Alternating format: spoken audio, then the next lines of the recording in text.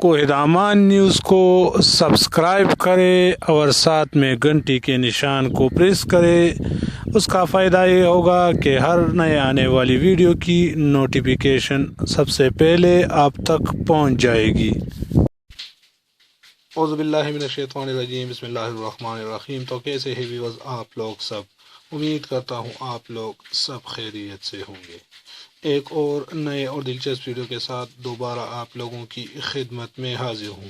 اس video میں آپ لوگوں کو ایک بہت ہی زبردست خبر دینے جا رہا ہوں، خاص کر ان افراد کے لیے جو کہ اسلحہ رکھتے ہیں اور جن کے پاس لائسنس ہے۔ تو کچھ اسلحہ لائسنس منسوخ ہو رہے ہیں 20 اپریل کے بعد، تو جلدی کرے یہ ویڈیو پورے اینڈ تک دیکھیں تاکہ آپ لوگوں کو پورا سمجھ آ جائے۔ تو میں ہوں سعید یوسف خیل اور آپ دیکھ رہے ہیں کوہدامان نیوز۔ تو آئیے ویڈیو کو سٹارٹ کرتے ہیں۔ ایسے افراد جن کے پاس 222 بور، 223 بور یا 45 بور اسلحہ ہو اور ان کے پاس لائسنس ہے اور وہ لائسنس پرانا لائسنس ہے، تو اس کو 20 اپریل سے پہلے کمپیوٹرائز لائسنس میں تبدیل کریں۔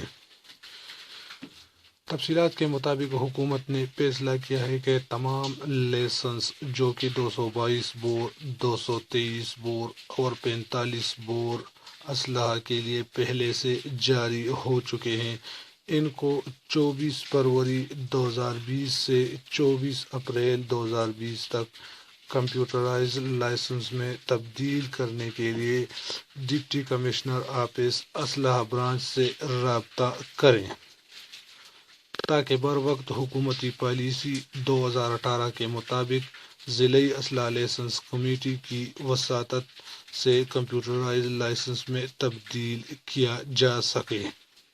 تاریخ مقررہ 20 اپریل 2020 کے بعد عمل نہ کرنے والے 222 بور، 223 بور اور 45 بور اسلحہ کے لائسنس منسوخ تصور ہوں گے۔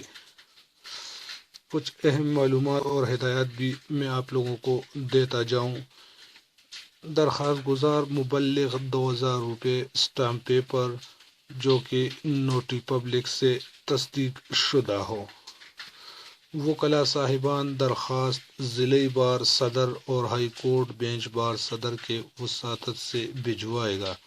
درخواست کنندہ مستقل وکالت کا پیشہ سر انجام دے رہا ہو۔ ضلعی اسلحہ licence committee, deputy commissioner, district police officer, نمائندہ انٹیلیجنس بیورو اور نمائندہ اسپیشل برانچ ہر ایک درخواست پر غور کرنے کے بعد تسلی بخش ہونے کے بعد رپورٹ ہوم ڈپارٹمنٹ کو بھجوائے گا، اور اس کے لیے 2 عدد فوٹو اور نشان انگوٹھا بھی ضروری ہے۔ بحکم ڈپٹی کمشنر پشاور۔ امید ہے یہ چھوٹی سی ویڈیو آپ لوگوں کو پسند آئی ہوگی۔ اگر آپ لوگوں کو ویڈیو پسند آئی ہو تو ویڈیو کو لائک اور چینل کو لازمی سبسکرائب کریں۔ میں ہوں سعید یوسف خیل اور آپ دیکھ رہے ہیں کوہدامان نیوز۔ والسلام، دعاؤں میں یاد رکھنا۔